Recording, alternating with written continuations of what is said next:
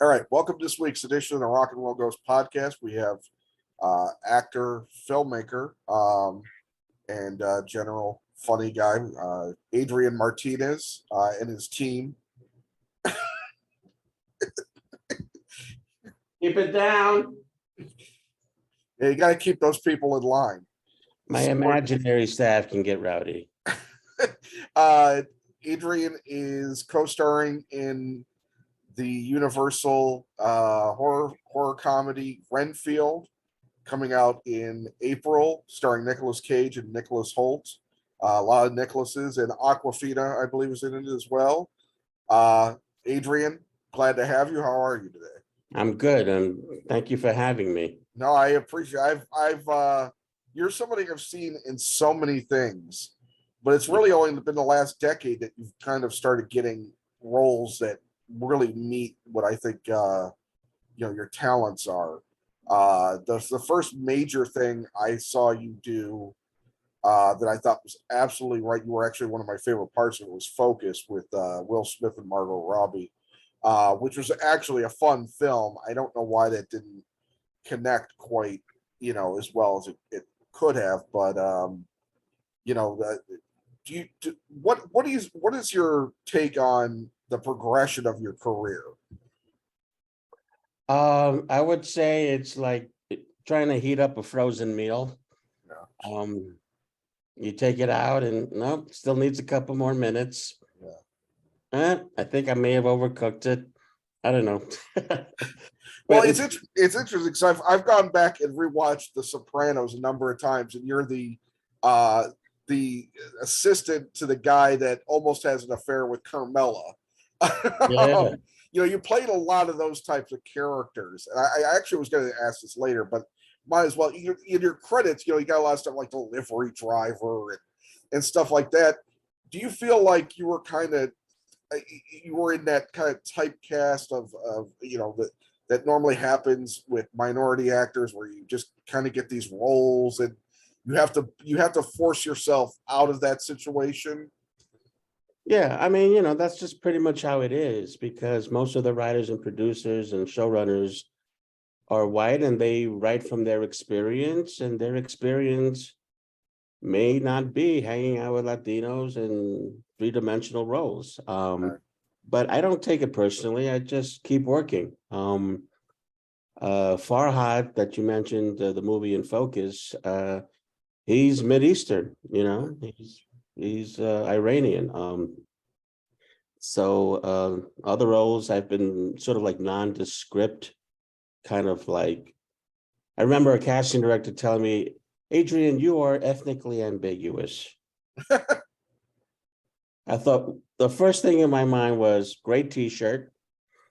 And then I thought, yeah, okay, I'll just use it as a tool. Yeah. In this movie, Renfield, it really doesn't matter Right.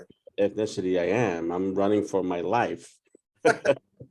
Which we can all, is a universal theme, like. It doesn't matter when you have a crazed Nicholas Cage after you wanting to drain your blood. Yeah. I mean, he has 75 teeth, and they're all very sharp. So just run. And the funny thing about Nicholas Cage is that what I heard was they didn't have to put any prosthetics on him for that. He actually has 75 teeth. Yeah. It's like a dream casting. Yeah, but he's a good guy. I worked with him in another movie that Larry Charles directed, and I got to meet him there in Vancouver, and a gentleman, very cool, very interesting guy. I remember on Renfield, we were in the makeup trailer, and he's telling me, Adrian, we often meet in strange places. Yes, sir. I absolutely agree. It's so Canada and the makeup trailer are considered strange places. Yeah, well, it's just that I think it was referring to the roles and the situations of the roles. Okay. Were kind of strange. Yeah. Okay. Yeah. Nicholas seems like a cool guy, but he also seems a bit eccentric too. So I wasn't sure what he was trying to get at there. Yeah. I would love to have a beer with him, and I'm putting it out there. I want a beer with Nicholas Cage, maybe at the premiere. But most of my work was with the wonderful Awkwafina, who she and I are sort of sidekicking in this movie. Yeah. as she wants to fight crime and affect change in the world, and I want a donut and a nap. So we try to work it out. It's interesting that because I the movie hasn't been released. It hasn't really, as far as I don't got any screenings either. So I'm talking to you fairly early, but we'll put this out when the movie comes out. So I only have the trailer go by, which is, I mean, there have been so far this year. There's been 2 trailers that have completely kicked ass and made me die to see the movies. It's Cocaine Bear and it's Renfield. Both seem bonkers nuts. Yeah. We put the bear in Renfield too. Oh, okay. We got a hit. Oh, there you go. Yeah. Just combine the 2. It's like Cocaine Bear versus Renfield. Yeah. Or no, or Dracula if he makes it by the end. But Dracula can always come back. I smell a winner. Yeah. Yeah, it's like Godzilla versus King Kong. Exactly. Why not? Why not? Who cares? It's movies. It's movies. The bear might have died. Maybe, I don't know. I haven't seen the movie yet, but we can. Oh, he had a mild heart attack. Now he's back. But the bear has a bitter son. Yeah. Oh, there you go. Like Jaws. Yeah. The son of Jaws. Yeah. You see what I'm saying? Son of Cocaine Bear versus Dracula.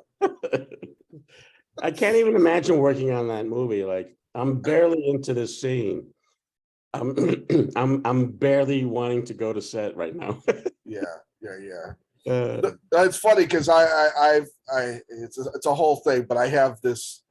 I write too, and I've got this story idea for a dog my sister had, who came to her named Arnold Palmer, oddly enough, and so I developed this whole personality for Arnold, and I want to start writing something for him. And oddly enough, the one of the first stories is him being in Dracula. He plays like the Jonathan Harkness role basically in modern times, and he has to deal with Dracula. It's just kind of ironic that we're talking about this and the whole weird juxtaposition of Cocaine Bear versus Dracula and everything. Well, it's interesting when you look at movies. What draws people? Sex and violence. Yeah, and that's Dracula. There's a sexy quality about biting the neck. Like he's a violent figure. So all these reinventions. Well, he's also the forbidden too, because everybody's telling the original, everybody's saying keep away from that guy. He's from the wrong side of Transylvania. Which I don't know if there's a right side of Transylvania, but he's definitely on the wrong side. Well, the film looks absolutely fascinating. What was the experience of getting the script, and were you targeted for the role specifically that you got, or how did that whole process work? It was just another audition, and I saw who was attached, and I said, yes, I accept this offer. And they said, they didn't offer you, you got to audition. I said, what? So I did a self-tape, because everything was still about COVID. And so I did a self-tape, and they liked it. And then they did a Zoom with me with Chris McKay, our fearless director and producers. And that went extremely well. And the next thing I knew, I was in New Orleans eating gumbo. So nice. I did my research. I asked some of the locals. I'm playing a cop, a New Orleans cop in this movie. Can you give me some advice? And I'm not kidding. These were actual people that lived there. And they said, well, if they call 911, don't answer the phone. And take your sweet time getting to where the problem is. Right, of course. And that kind of like told me a lot, man. Well, that's New Orleans in general, man. New Orleans in general, it's just like everything, even the most serious of things are like it we'll be there when we're there. Yeah, so that kind of like told me a lot with my character, Greg. And I just felt like basically, listen, this guy, he's just not really into it. And then you have a a tornado, a tsunami of acting prowess and energy, Awkwafina. Yeah. Like, let's save the world, Chris. Come on, let's save the world. That's my character, Chris Marcos. Yeah. Let's save the world, Chris. How about next Tuesday we save the world? Well, yeah, you're a like 50 or so year old guy. I'm gathering you're around my age group. My range is 35 to 45. Thank you. It'd be funny if it were lower. The lower it gets, the funnier it gets. But so yeah, you're a cop in that age range of 35 to 45. Life has not been kind, I would imagine, being a cop in New Orleans, and you're over it probably, and you just want to go have a po' boy or a gumbo or a nap, as you said. You certainly don't want to take on a centuries old blood sucking ghoul, I'm sure. Yeah. Not on my to-do list, no. So how does Awkwafina rope you into actually doing anything? Well, she basically just blackmails me, and she works, and she really works on my emotions. Like, she knows I have a deep respect for her, like a sister. And I need you, Chris. I need you. I can't do this without you. And yeah, I begrudgingly go along, which is good because that way I'm in the movie. Yeah. There you go. Yeah, because if you don't agree, you're not in. Yeah, if I don't agree, I'm out scene one. Which also, it's in the script that you agree, so you can't really go off the beaten path with that idea. Right. You can't all of a sudden decide to give your character a different arc. Like, I'm just gonna, I think my character just hangs out at restaurants all day. Yeah, he's researching. Yes, he's researching about Dracula. Renfield likes gumbo. That's fine. Let's take out the gumbo spots. Well, you filmed Focus in New Orleans as well, didn't you? I did, yeah. Okay, so you have a familiarity with the city. I love the city. They actually put me up in the same hotel, 9 years apart. But yeah, I love the city. We shot on the Superdome, which is a thrill because I'm a big football fan. Yeah. So to be on the actual field at the Superdome in front of all these thousands of extras was a big thrill. And we shot it in Buenos Aires. I had never been to Argentina. And it was interesting because I had a bad experience the previous movie. And I literally told God, I need a sign. If you want me to stay in this business, I need a sign. And the next thing I knew, I was in a sports car with Will Smith and Margot Robbie in Buenos Aires. I got the sign. We're good to go. Yeah. And it was a great experience. John Requa and Glenn Ficarra directed it. They ultimately later did This Is Us on television and all these projects. They're fantastic guys. Yeah. And now Chris McKay on this movie. He did the Tomorrow Wars, which everyone should see on Amazon. And he is really smart and funny, and he gets it. He loves actors, and he had my back. That's all I can tell you. He had my back. What was the most fun you had on the set, and how long were you actually filming your part for? I was there a couple months, and I let me think.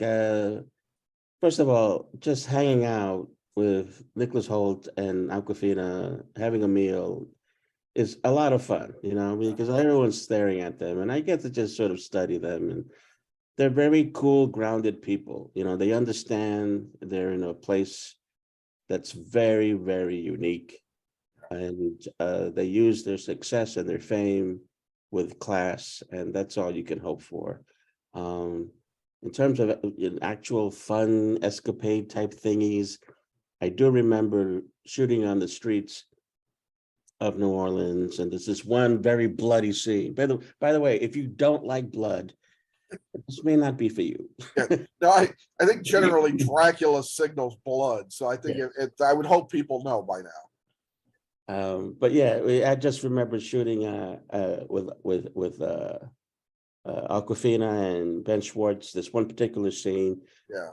Where we got to chase Ben, who's running away. I don't know how much I can reveal, but he's carrying, shall we say, an illegal product.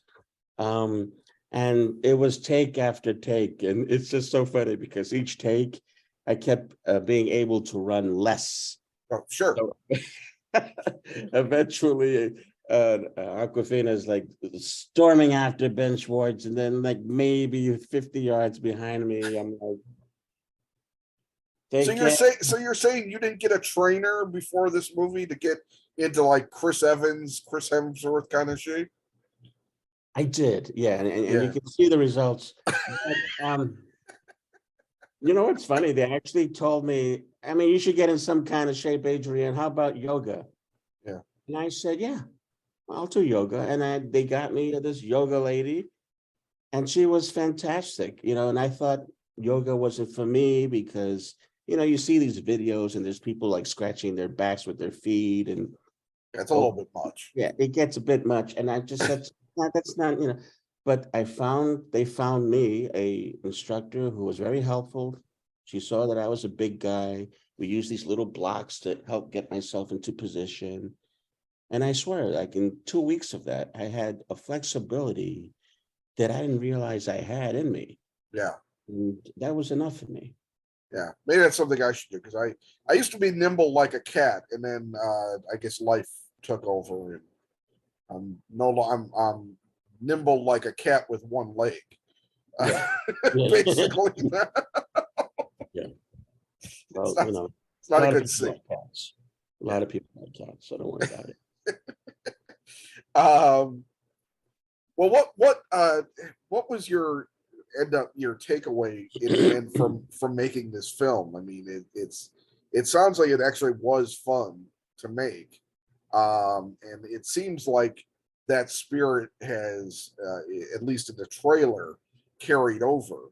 Um was it as much was it more fun than work, or was it an equal balance?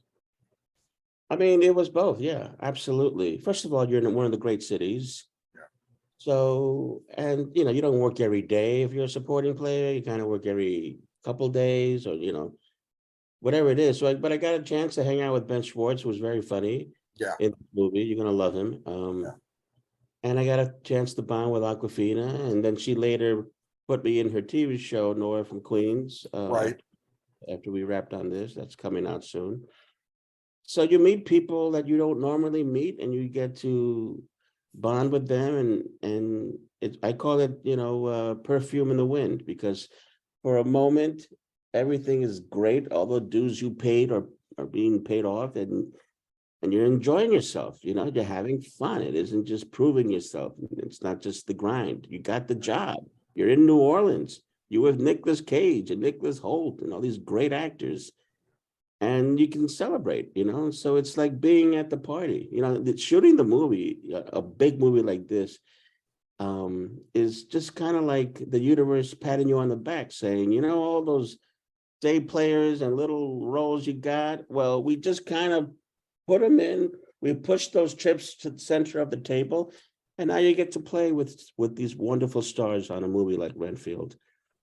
And so I felt very blessed the whole time I was there. I felt very blessed. You know, my family came down and visited me, and we hung out. You know, you can't complain. Yeah. I did complain, but you can't complain.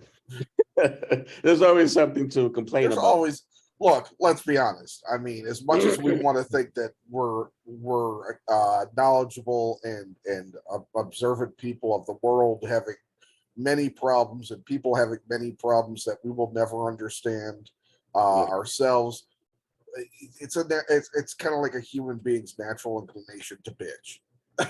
yeah, it really is. But as my mother would say, you can complain all you want, but no one's listening. Yeah, yeah, yeah. Yeah, no, it's I get that too. Yeah. But it was a great experience, and I love New Orleans, and I love the people I met, and I'm psyched for people to see it. And this is not the movie you see on your phone. This is the movie you actually go to the theater to Well, it see. looks like it's a comedy in a lot of ways too. So you want to Oh see it with yeah, other people to have that communal experience.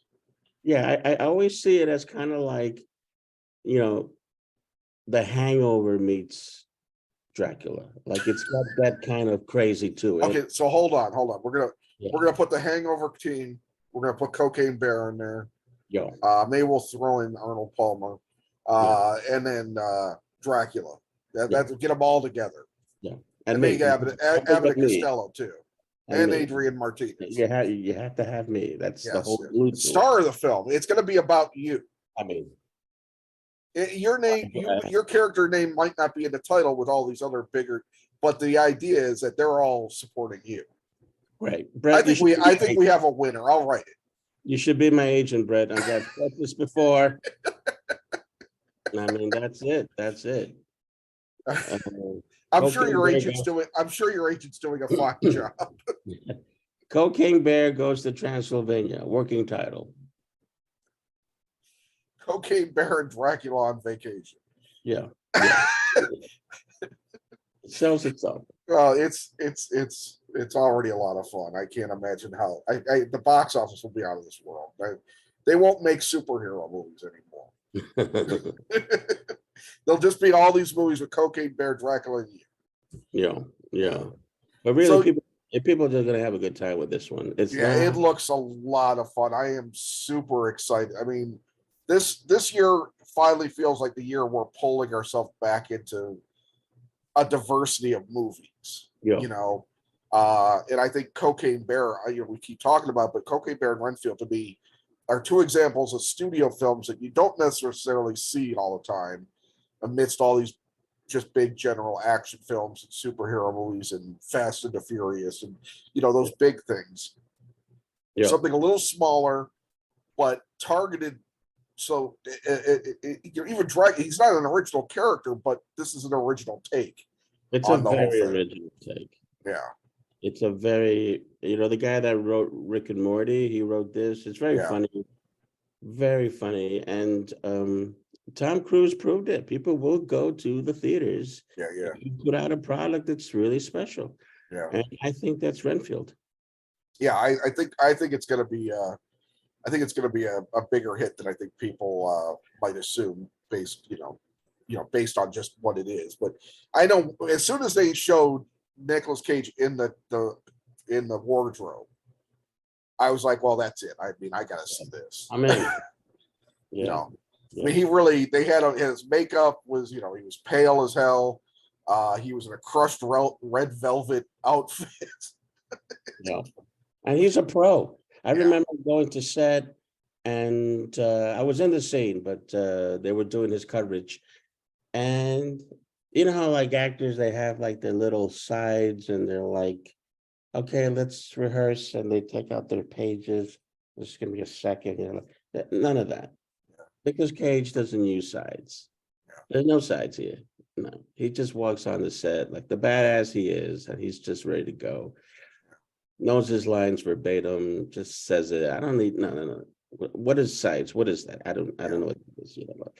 A total pro, and he raised the bar for everybody else because he takes a real bite out of this role, Brett. That's all. Well, there's no pun intended or pun intended. Well, it's interesting because you think about it. I mean, the man's he's still pretty young. I mean, he's not an old timer, but he's been making movies for 40 odd years. Yeah. I mean, that's a long time. I mean, a lot of people, I remember back in the day that a lot of people were like, well, he wouldn't have a career if he wasn't related to Francis Coppola and stuff, like, because Francis put him in a lot of his movies, but he still managed to find a lot of success outside of, being in Coppola's films. And, it took a long time he was definitely an oddball in the 80s. He kind of, grew into being this bigger thing, as I think The Rock was like the first solidifier for him. I think The Rock came out before, Rock came out before leaving Las Vegas. And then he won the Oscar, and there was a lot of legitimacy around him as a serious actor. What was the film you made with him that was in Canada that you referenced? What movie was that? It's I forget what it's called. But Larry Charles directed it. It was about this guy based on a true story who wants to hunt down Osama bin Laden, I don't And know. Army of One, that's it. Army of One. Okay. And he's the guy trying to hunt down Bin Laden, and he has no money, he has no resources, but he's determined to do it. Sure.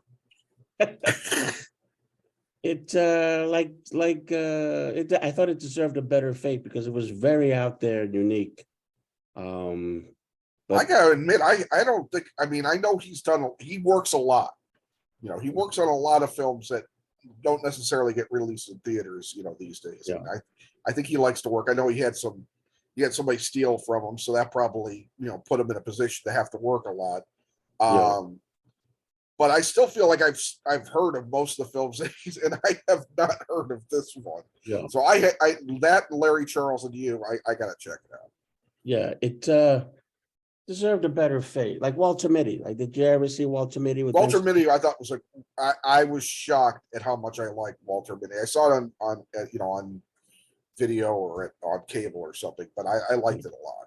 Yeah, deserved a better fate, I thought. Yeah, You know, it was a little it was very different.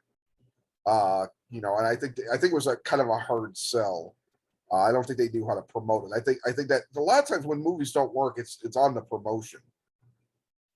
You know, they just kind of they don't know how to sell it. Nobody sits there and tells them, well, try to find somebody that can, you know, or you know, and we'll just lose these guys that can't seem to imagine anything more than what they're doing. You know, it's yeah, like, yeah. But he got a chance to work with Adam Scott in that. yeah, And now they're doing Severance together. yeah. And I'm doing Severance next month with them. Oh, very cool. So it's a little Walter Mitty reunion on Severance. Nice. And there's another guy that was in Walter Mitty, the big Irish guy, I forget his name. No, not Irish, Norwegian or Swedish. Like, anyway, he's in it Man, too. And yeah, so it's a little Walter Mitty reunion for those watching Severance next year. nice. Or Nice. later. Well, you know, I wanted to talk. You've got a couple other things coming. You got, no, you know, you mentioned Awkwafina tapping you for Nora from Queens. I saw that you're doing something that Jerry Seinfeld's directed called Unfrosted. Oh my God. Oh my God. Yeah, that one. Yeah, I mean, that one's going to be really special. It's such a fantastic cast. Well, Everybody. who else is in it with you? Because I don't know much about it besides what I So saw. it's basically a look at the guy who discovered the Pop-Tarts back in the 1960s. Oh, nice. Seinfeld plays that role. Oh, And acting. yeah, and then he collects a team of experts to come up with the next big thing. And I play I don't know if I should say this, but I play someone iconic of that time. Okay. And then you have Melissa McCarthy and Amy Schumer going at it. Okay. Jim Gaffigan's in it. Oh, nice. James Marsden, Peter Dinklage. Like, it's a whole, Hell of a cast. yeah, hell of a cast. Hugh Grant, Okay. very hysterical in this. I mean, everybody just showed up and nailed it. So that's one to look for. I feel like I know the story of about the Pop-Tart. But I'm forgetting it. I listen to Little Steven's Underground Garage. And he does these little segments sometimes where he talks about unique pockets of history. And he talked about the Pop-Tart, I swear, once. And for the life of me, I cannot, but I know I want to look it up after we talk now to see what the basic idea was, because it was I remember being fascinated by it. The Right. problem is I'm usually listening when I'm driving, so I'm not retaining as much as I'd like, obviously. But I saw you're also doing another thing for Apple TV called Sugar with Colin Farrell. Yeah, I did something with Colin. Yeah, you very nice guy. You know, some guys, they walk into a room, you just know they're a star. Yeah. And that's me. Yeah, of course. It's not Colin. Also, it's also Colin Farrell. Oh, it is. Oh, I'm sorry. I'm sorry. I don't know if I'd heard that name before. Yeah.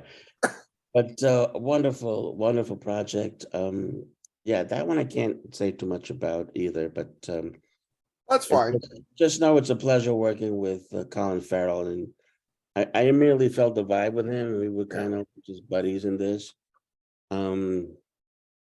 there's another role where it really didn't matter what my ethnic base was. Yeah. Zero difference. So then it's just a question of, let's just get a good actor and. Well, I think with regards to that idea, I think more scripts, and this was an indication a bit in my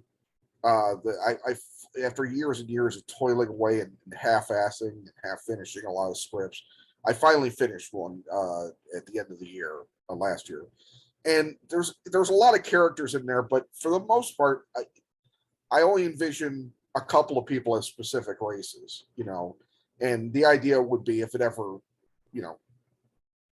doubtful, but if it ever went anywhere, it would be like an open thing, it doesn't matter. Because I think unless you're writing, sometimes about specific ideas, specific people, certainly with historical, films, you want to be as close or correct as possible. But I don't think there's a necessity to go out of your way to make somebody one thing or another. Yeah. Just write a character. I think we're still in this age where we haven't moved past the idea that, to just let people in entertainment be who they, just what they bring to the role instead of what their ethnicity is or their gender or their, whatever. No, I'm personally exhausted by the conversation. Yeah. I don't even like thinking about it. I always try to say, okay, these are the hands that were dealt. What are you going to do? And in my situation was, I made my own movie called iGilbert, streaming now, and it's a mostly Latino cast. I got wonderful responses from it, and people in the business on the A-list, they saw it, and they're hooking me up in other ways based on that movie. So you have to empower yourself. Right. Sometimes you just have to take the step and just get in the trenches. Yeah. Yeah, I mean, it's a tough business no matter who you are, Right. Like, even Jamie Lee Curtis, who's a Nepo baby, as they say, she's getting a lot of shit about being that. You know what? She didn't ask to be born to those parents. Right. You know what I mean? Like, so no matter who you are, you're gonna hear something. So if you look, I mean, somebody like her, you look back and it's like, well, the real connection was her mother was in the Hitchcock film. So yeah, the horror thing in the beginning was it, but it's not like her mother was out there like pimping her. Right. I mean, wagging the Oscar at her. Right, or just slapping Carpenter around to put him in more of his movies. It's like, that wasn't the case, but yeah, that's a whole new subject that came out of nowhere. It's like, oh my God, another thing we have to deal with. Can we just be cool to each other and stop this nonsense? Yeah, absolutely. I just feel like you're a Shawshank guy. In what way? You love the movie. It's a movie you go to when you just need a hit of something special. Okay. Yeah, that's a very good movie. Yeah, I definitely love it. Yeah, that's one of my babies. That's to work with those guys would be amazing to me. That's a hell of a cast. A cast of people that like a lot of people from a lot of things, but they aren't, except for Tim Robbins and Morgan Freeman, aren't necessarily huge stars. But it's a hell of a cast.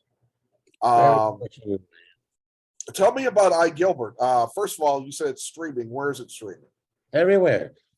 Okay. Amazon Prime, iTunes. So you're saying, so you can rent it. You can rent it or buy it. Yeah, I got a distributor, and you can rent it or buy it in any streaming outlet. And it's a movie that it came from my heart. I just saw this disconnection between people and technology getting worse.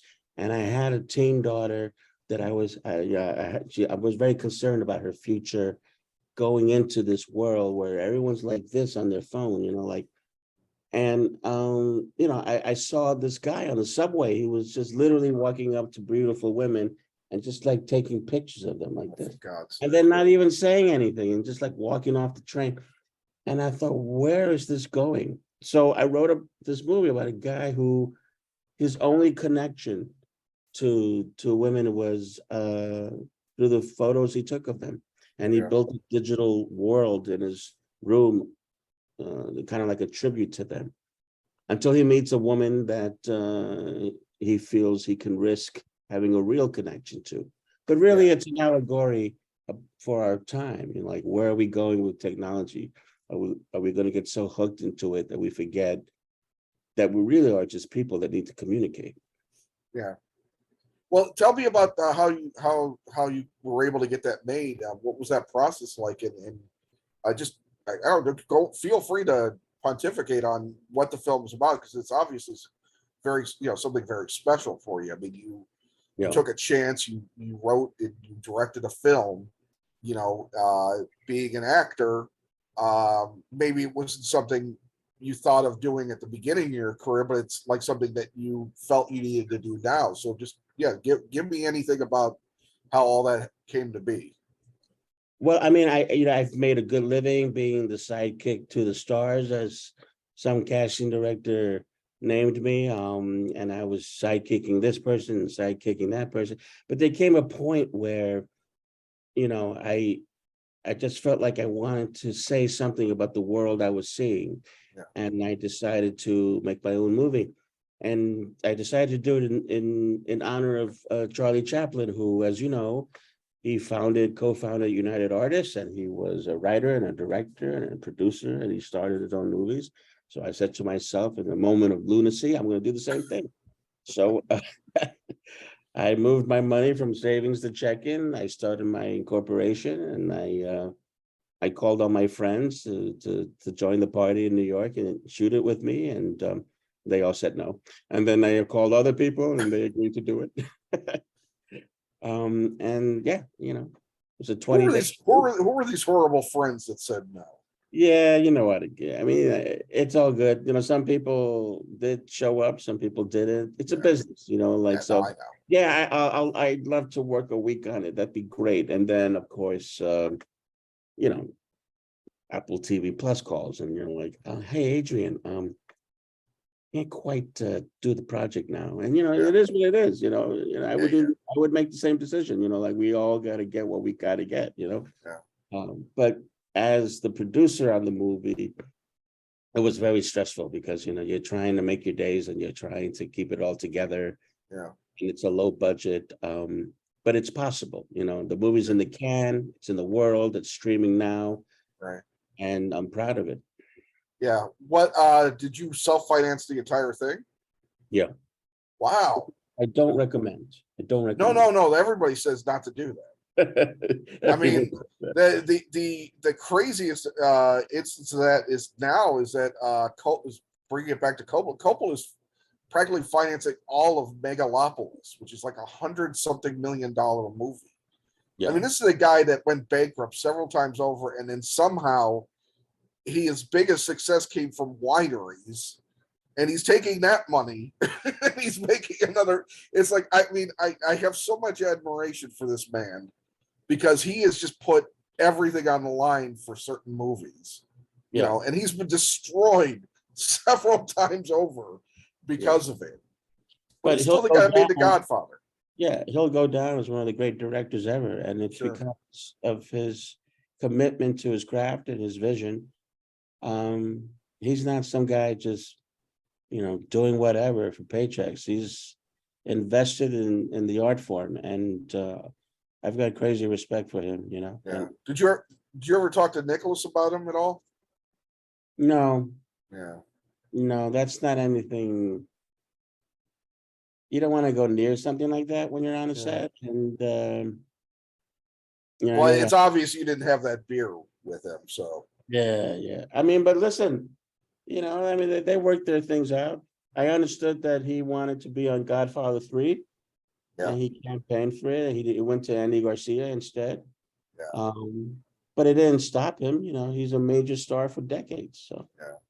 Yeah, I think if Godfather 3 had been made a few years later, he probably would have been okay with getting that role. Yeah. Yeah. Godfather 3, I don't know. Although that could have worked out weird, because would Sophia be his niece? Not sure how that worked. Cousin. They would have actually, I think, been actual cousins. Yeah. Which makes that whole plot a little too meta. Yeah, that's another movie. Yeah. Well, I mean, look, I love all three Godfather films. I know Godfather 3 has some issues, but I am not somebody that I'm not a fan of like when George Lucas tinkered with the original Star Wars. I'm not really a fan of what Coppola did with this new edit. I actually like The Godfather 3 as it came out in theaters. I think the whole section in Sicily, the opera stuff, I think it's as good as anything from the other two films. It's a little bumpy getting to Sicily, but I think it's still a major movie from one of the biggest, best filmmakers ever. So Yeah, I'm with you on that. And people don't realize it was nominated for Best Picture that year. Yeah. It's not like it made money. Yeah. It's just a shame we couldn't get any more. I would have liked to have seen what Andy Garcia did with like his own, part of the Corleone family. Yeah. Or maybe we can revisit it now again with the bear. I don't know. The bear. Yeah, we'll throw up Cocaine Bear and Dracula and you into Godfather 4.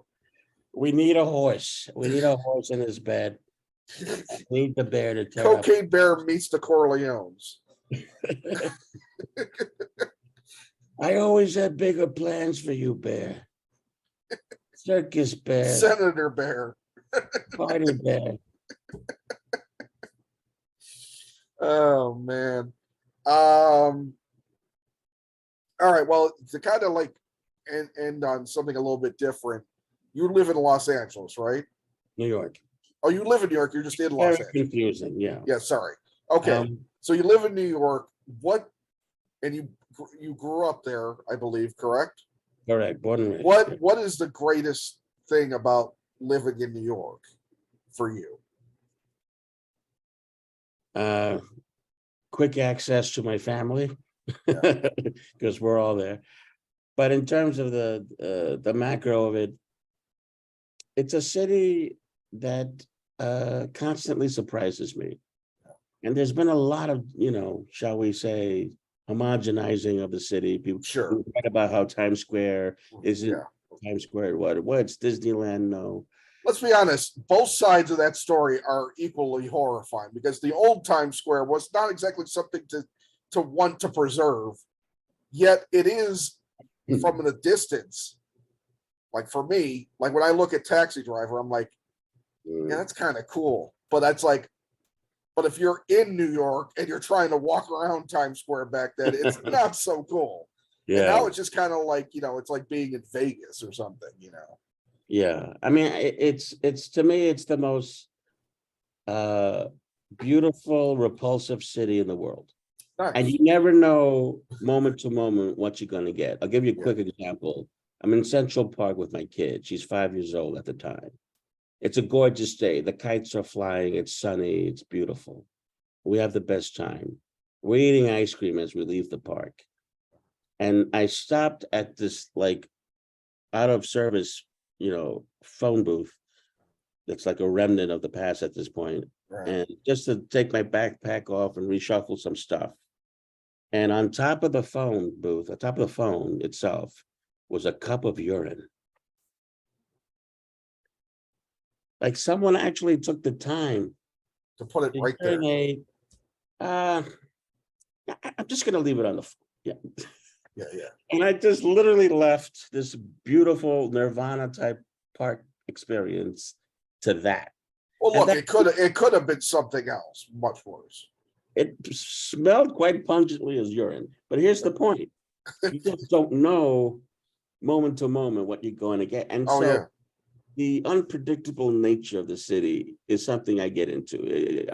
Because it's funny to me, it's weird, and you just don't know what you're going to get, And so that to me is the best part of the city. It's how unpredictable it is. It's hysterical. It's disgusting. It's beautiful. It's funny.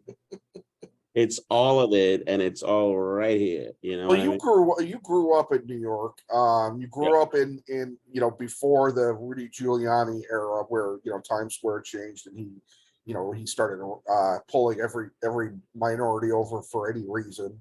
So you've seen the before and the after. You've seen the before and after of Brooklyn. the Bronx, how Queens has changed, the whole bit. I talk like I've been there. I've never stepped foot in New York. I feel like I have. There's Just room from for one more movies. person, Brett, and that's One you. more, just one One more. Okay, I'll try to get in before somebody else does. But you know what I'm saying? It's like you've seen it change. Where do you fall down? Even with the predictability, even with the P on top of the phone. Is it better now? Is it better to live there? Well, first of all, New York has always been about change. Yeah. Do you know what I mean? Like I live in a neighborhood now that's mostly Latino, but before that it was mostly Irish. And before that it was mostly Chinese. It's always evolving. It's always changing. If you're gonna live in New York, you have to know the spots. Yeah, absolutely. If you go to the tourist areas, it's just like in the movies. It's crazy. It's loud, and there's a lot going on in it. Right.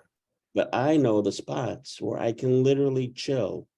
Did you know that at the very top of Manhattan, there's a park called Inwood Hill Park where I shot iGilbert, and it's nothing but quiet and birds. We have bald eagles, and you're still technically in Manhattan. Wow. It's crazy. People don't know this. There's a park that's part of the Metropolitan Museum of Art called the Cloisters. The Cloisters on the upper part of Manhattan. Gorgeous. It's a sanctuary. No loud radios allowed. People sit and picnic. You've got flower beds everywhere. You have the view of the New Jersey Palisades, which Rockefeller bought and made sure that he bought it because he didn't want any buildings obstructing the view opposite the river. And so it's nothing but pristine mountains. It's just gorgeous. Yeah. And so you have to know the spots. And then, of course, sports. I'm a big Mets fan, Okay. Citi Field rocks. It's I think the best stadium in baseball. It's just gorgeous. And once you know the spots, you're okay. You're okay. Yeah, Citi Field's pretty new, right? Yeah, it's about 9 years now. I think I've only been to.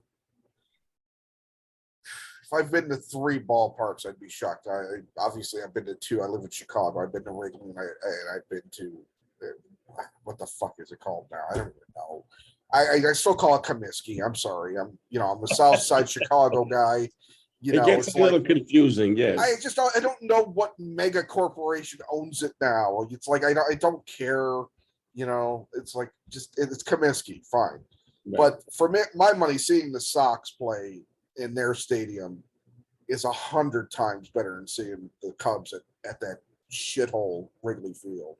I mean, I fucking hate. Number one, I hate Cubs fans. I hate the Cubs. I mean, I got White Sox shirt on. And the Sox have the Sox won a pennant before the Cubs did. But here in Chicago, it's all about the Cubs, whatever. But the White Sox Stadium is so much cooler. It's a beautiful place to see a ball game. Nice. So what about Citi Field is appealing to you over? I mean, you've obviously, I'm assuming, gone to see the Yankees play at some point. I only go to Yankee Stadium when they're playing the Mets. Okay, the crosstown games, yeah. Yeah, Citi Field is much better than Yankee Stadium. I think we all know this by now. Well, the Yankee Stadium is new too. They did the same thing like the Sox did. They tore down one stadium, put up another on the opposite side. Yeah, it's just a little too full of itself for my liking. Yeah, I can see Citi that. Field is like it's smaller. It's only like 41,000 capacity. It's intimate. It's very homey, and you just feel like you're at a ballpark. It's designed the exterior based on what Ebbets Field used to be. Okay. So it has a nice sense of history to it with all the modern amenities.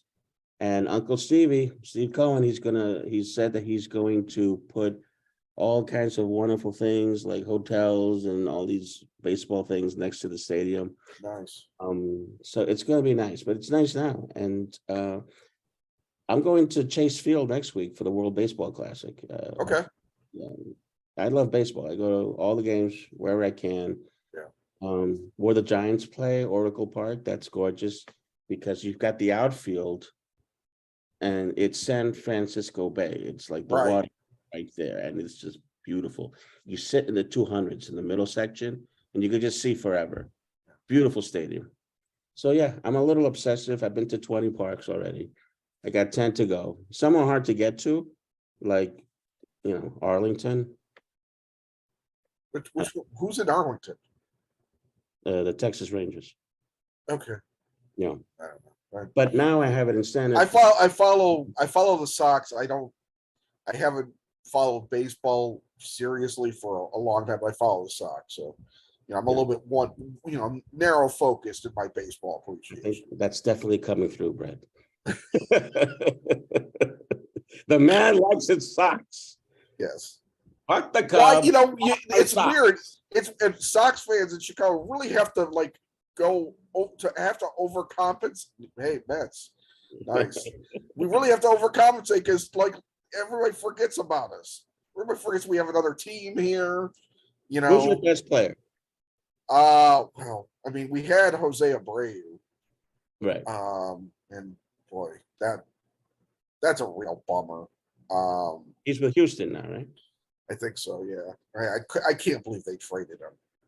I just Great player. God, I mean, there's so many people, and I'm gonna have a hard time remembering everybody that I think of. But Dylan Cease is a fantastic pitcher. I think he had a kind of an off year last year, but the Sox had that whole La Russa period. I'd like to forget. They hired a nearly 80-year-old drunk to come back and try to manage a team where he didn't seem to have the ability. They fired the guy that almost got them another World Series. I don't know why they did that. Yeah. Well, look, am I a statistician? Am I somebody that knows all the ins and outs? No. But I'm Southside proud. I'm a Chicago White Sox fan. There is the Tim, the shortstop.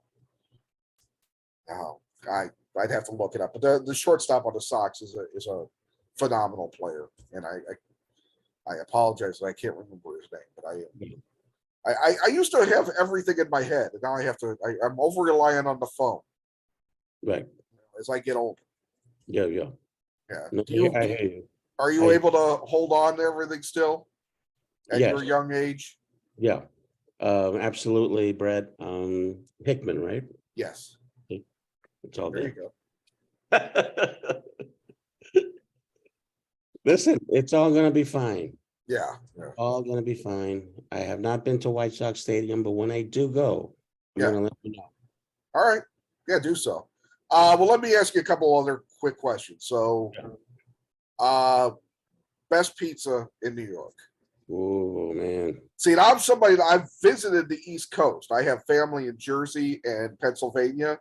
And I'm telling you, I don't know what the hell the deal is on the East Coast, but your pizza is better than anything we have here.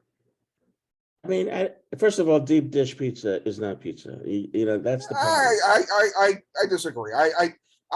There's a It's popular it's thing in Chicago. You want to step outside? Do you want to step outside?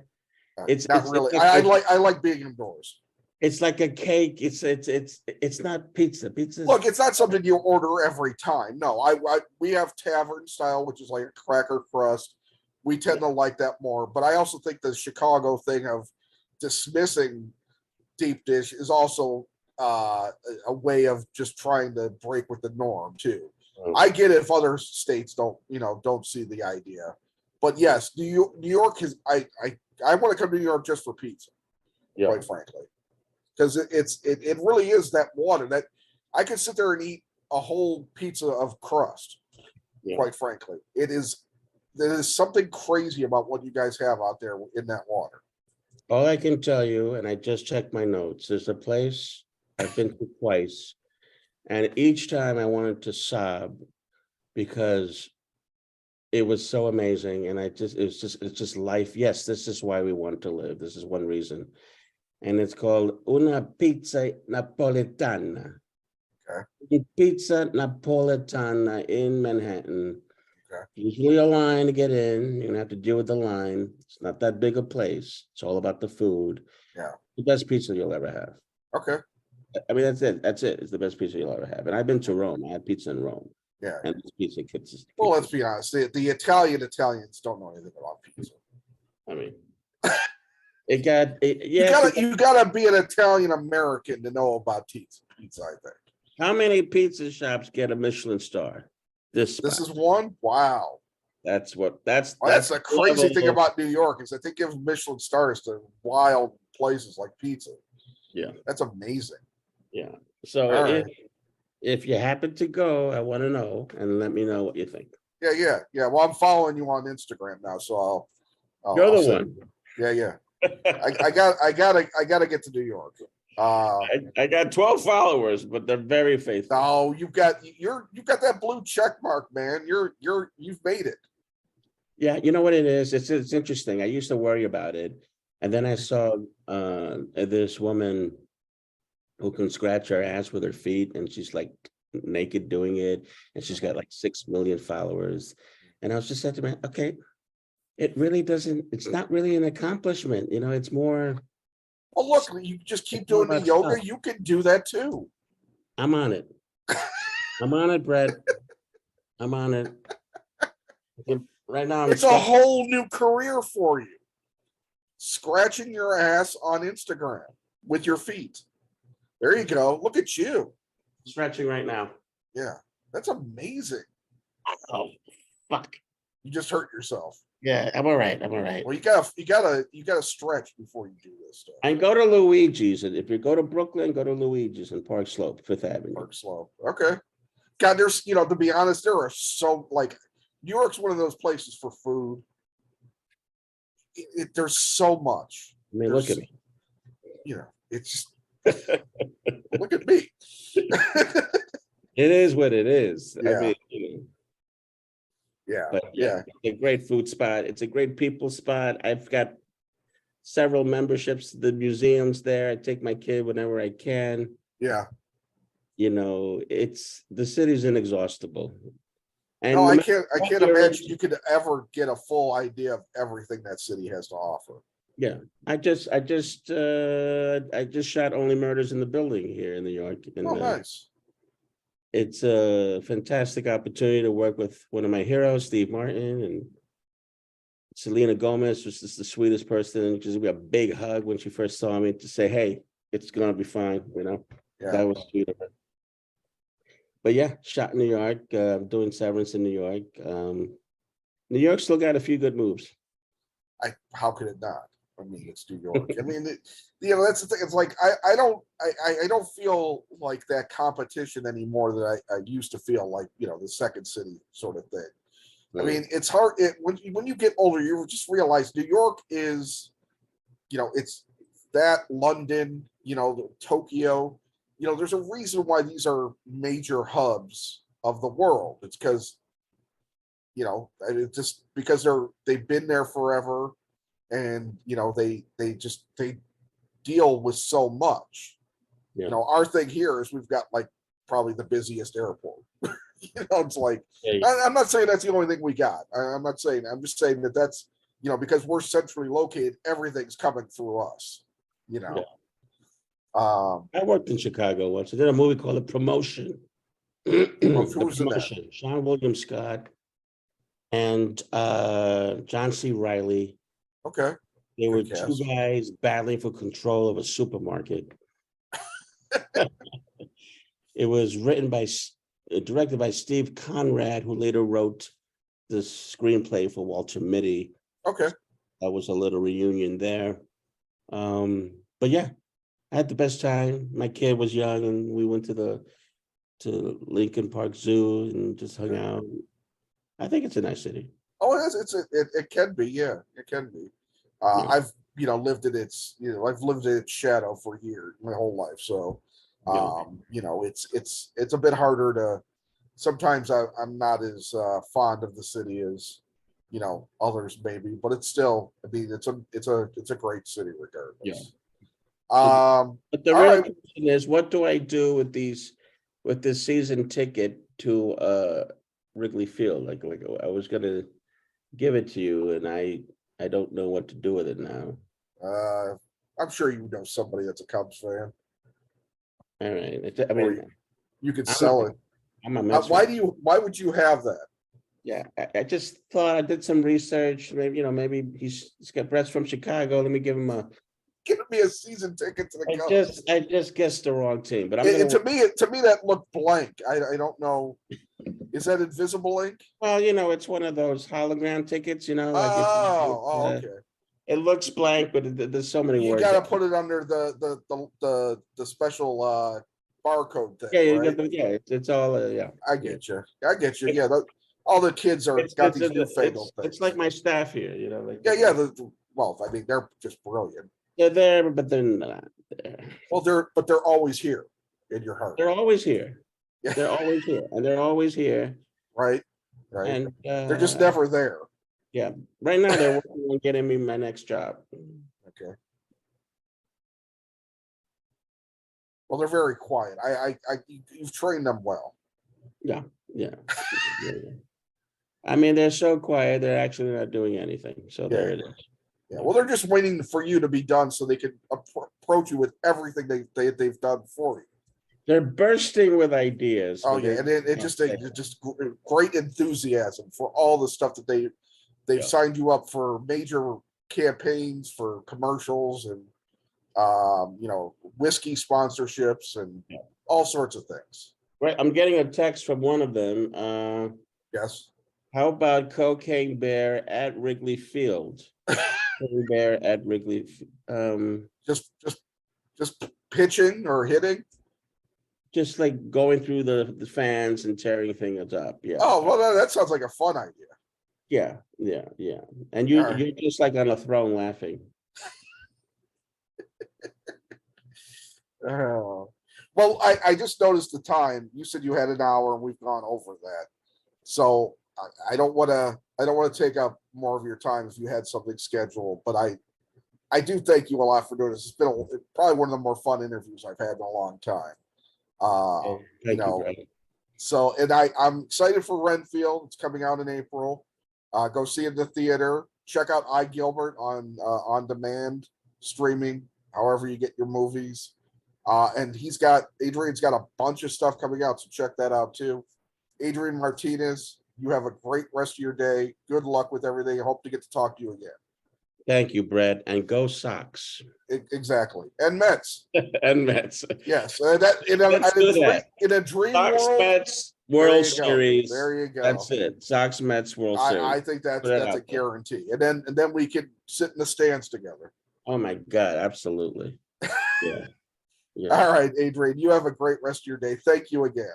Thank you, Brett. You're the good guy. Thank you, man. All right, appreciate it. Have a good one. You too. All right, bye.